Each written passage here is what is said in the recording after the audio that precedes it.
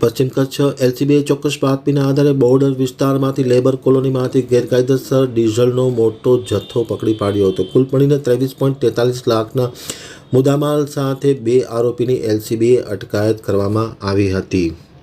પશ્ચિમ કચ્છ એલસીબીએ ડીઝલનું ગેરકાયદેસર રીતે વેચાણ કરતા શખ્સોને પકડી પાડી તેમના કબજામાંથી 16.43 લાખનો ડીઝલ સહિત 26.93 લાખનો મુદ્દામાલ કબજે કરી ધોરણસરની કાર્યવાહી હાથ ધરી હતી.